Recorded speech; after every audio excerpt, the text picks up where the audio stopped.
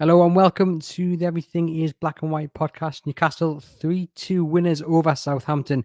And what a game it was. In a moment, we'll hear from Lee Ryder, who was up at St James's Park. We're just going to bring in our footballer to Mark Douglas first. Mark, what an afternoon of football drama of the highest quality. Newcastle finishing the game with 9 men sending off, injuries thrown in, and they've scored 3 goals as well, which is a rarity for Newcastle. I mean, where do you start with all that?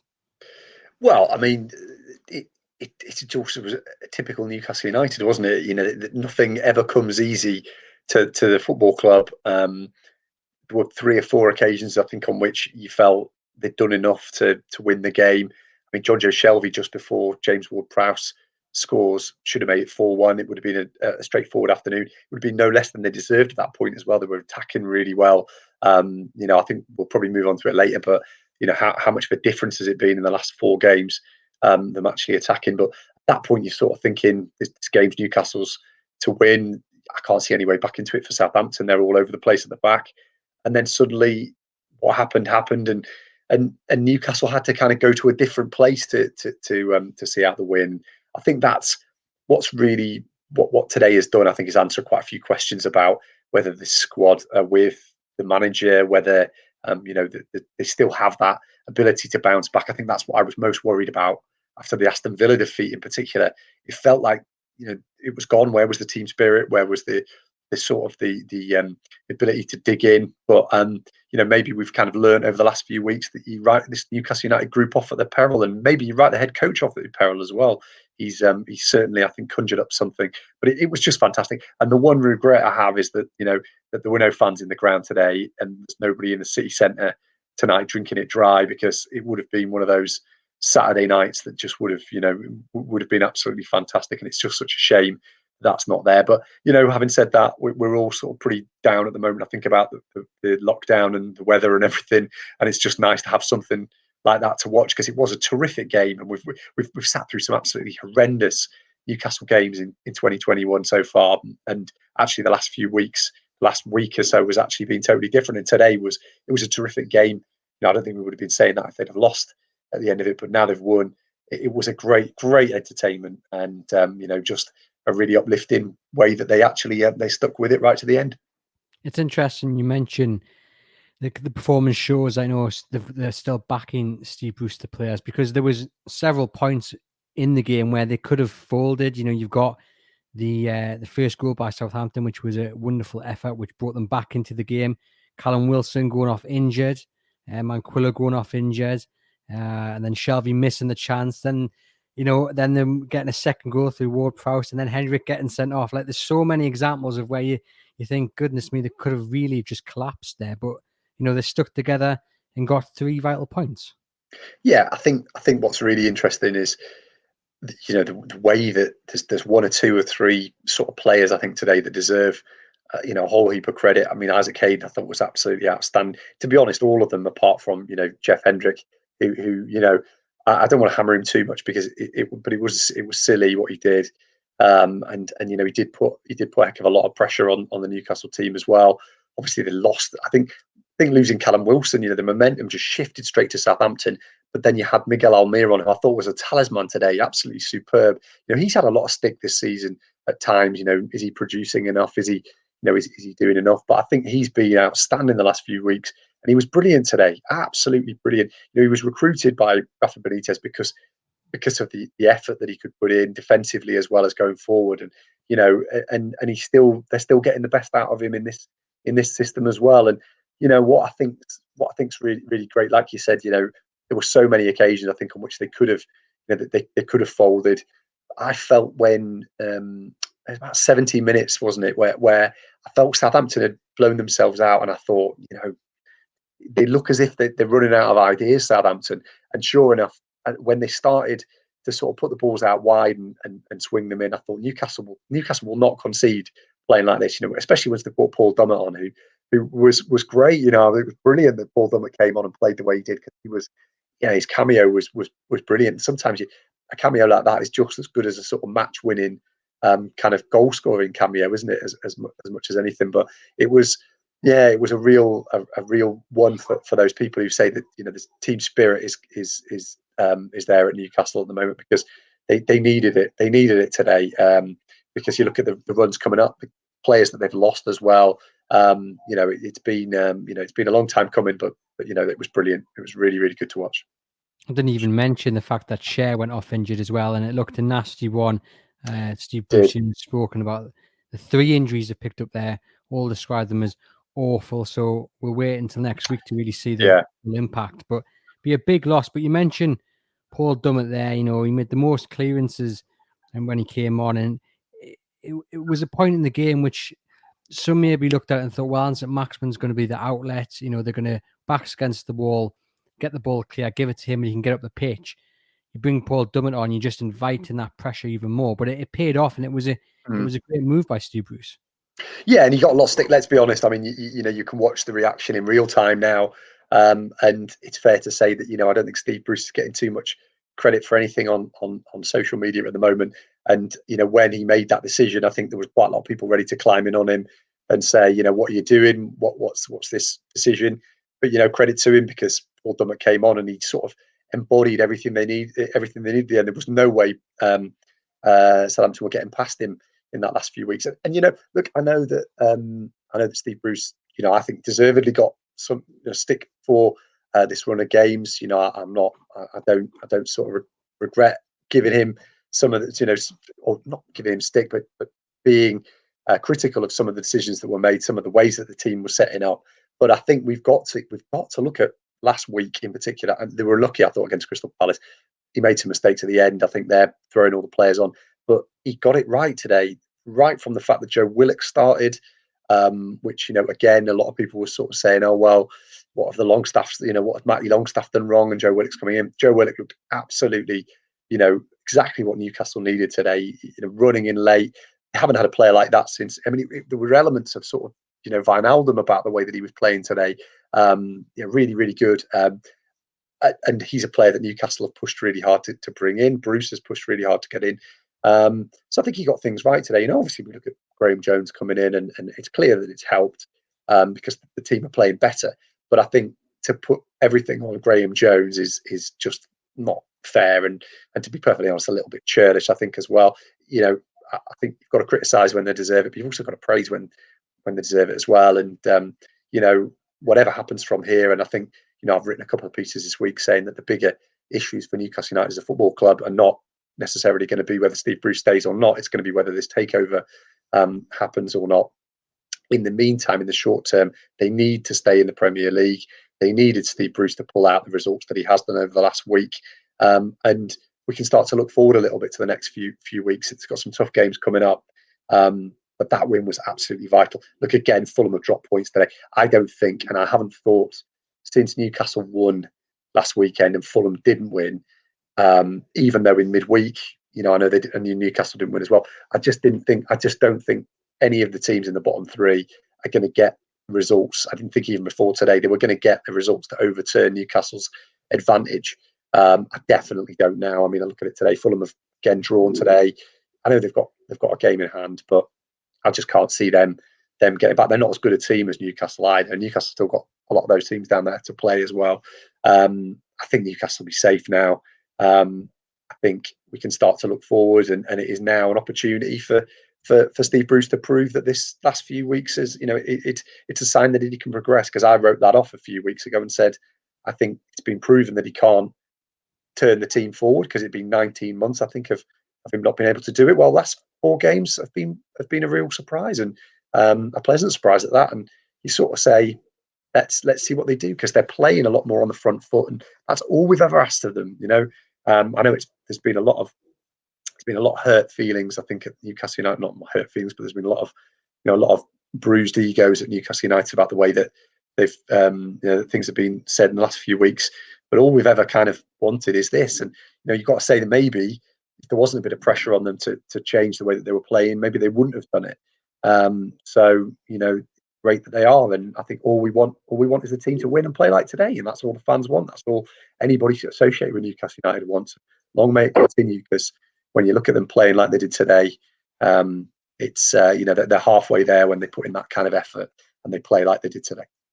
Fingers crossed. I mean, the important thing as well, they've got to build on it, haven't they? They've got to make sure that it's not just one result, then a defeat, then a draw. They've got to make sure that they continue to put in these performances and get all 3 points. You mentioned Willock there, and he spoke after the game. He was asked about his goal, and he said, he'd spoken to St. Maximin about pulling the ball back into the box, and that's where he'll be.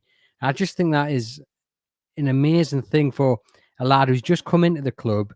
He's gone to the club's best player and said, right, you, this is what I want you to do for me. He's a young lad. I mean, and it's paid off, but you've got to have confidence in yourself to be able to do that, haven't you?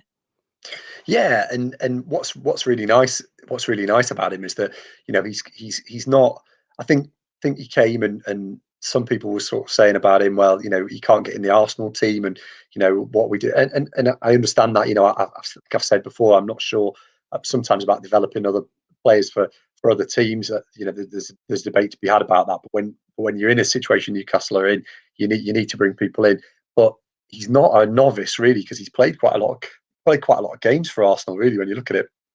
He's not been a regular starter in the Premier League, but he's played a lot of games in the Europa League, in the League Cup, and he has played in the Premier League as well. So he's kind of coming in, with that sort of, he's almost played, I think, 50 games for Arsenal. You don't do that if you're a mug. And, he's come in, he's full of confidence. He spoke well, I think, when he came in. And like you said, he's certainly not short of confidence. He'll enjoy playing in a team with Alan St. Maximin when he's playing like St. Maximin is. And yeah, what I think's nice about him, what I think's really nice about Willock, is that he's got that really happy knack of wanting to press forward with the ball, but he's also does a lot of work off the ball as well. So he's able to offer that, and maybe give somebody like John Joe Shelby a bit of protection, because John Joe Shelby kind of has needed that box to box midfielder going up and down. They haven't really had anybody like that since Mo Diarmi left. And they've sort of got it now. Look, Sean Longstaff, I don't think has really done that job this season as well as he could. Matty Longstaff's done it in the couple of games he's played, but for whatever reason, he's not involved. So great to see him in there. And the first goal, that'll do him the world of good to score early on.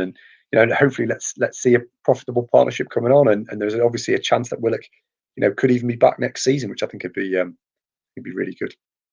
Most certainly. I mean, you mentioned there's attributes. He made the most tackles, but he also made the most key passes. So he's shown both sides of his game, and I know they were under a lot of pressure towards the end of the game, but he adapted really well.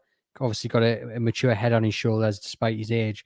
So a good platform for him to build on. You mentioned Alan St. Maximin there, his first start since November. Back in, obviously set up Willock's goal and he got another assist as well.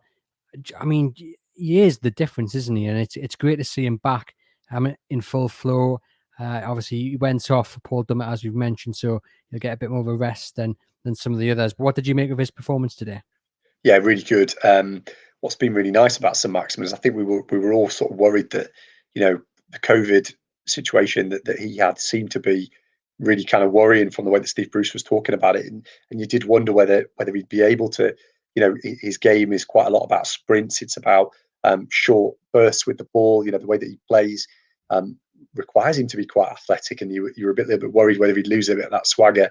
And because you forget, of course, before he had COVID, he was actually going to be dropped by Steve Bruce for the Palace game. He wasn't due to play that game anyway. He was going to be dropped because he wasn't playing that well. And then you kind of look at how he's come since he come back into the team. He was good against Villa when he came on. He was a bright spark. I mean, Steve Bruce got a lot of criticism, I think, for saying that he was encouraged by the way that he played when he came on. But he did play okay in that game. Did well when he came on against Leeds as well, and then obviously against Everton he was good when he came on as well. Set up the goal today. I thought it was exactly what Newcastle needed. It's kind of tailor-made game for him because Southampton are quite an open team. They play on the front foot. They try to press a little bit, and today he was just able to exploit those spaces. He wasn't able to do it against Southampton in the away game when the sort of boot was on the other foot.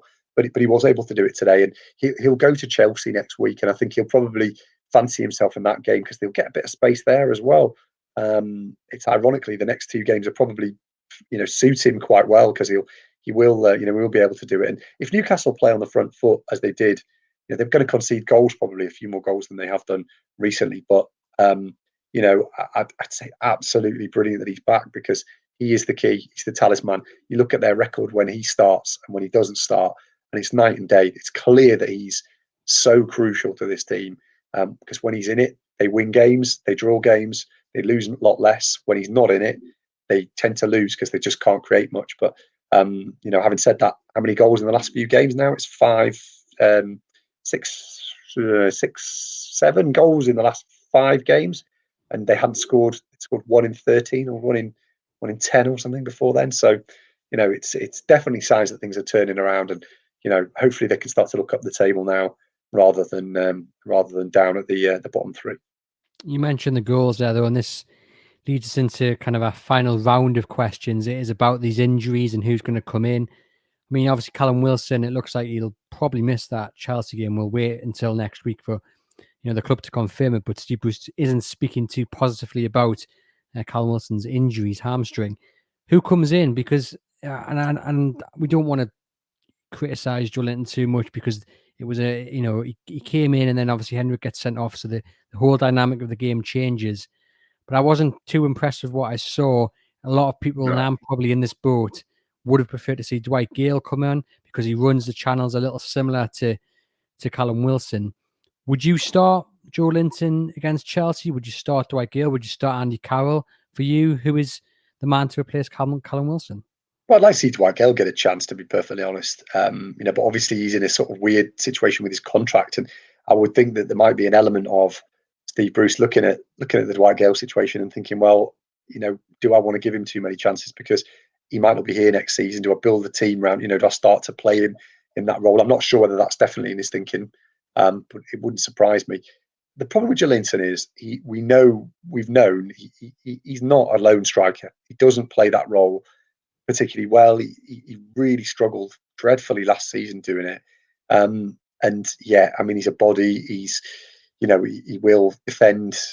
He will defend. He's selfless in that way. But the ball just wasn't sticking to him today, was it? And I don't think he makes those runs that Newcastle need him to make. Like you said, the difference between him and Callum Wilson, who's a born goal scorer and a born striker, it's night and day. And I just don't think it does him any favors to play him like that. I think probably if you're gonna, if you're looking for somebody to play in that game, I would say either Dwight Gale or even Andy Carroll, because Carroll, if you've got somebody putting crosses in, if you've got somebody needing to, an Alan Saint-Maximin who's playing balls in across the front of the goal, then Andy Carroll's a better bet than Joelinton.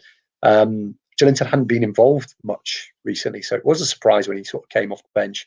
I suppose Bruce would say that the means justified the ends, and they did get the win. So, that there you go. But yeah, he wasn't. I don't think he was great, to be honest with you. He wasn't. He's.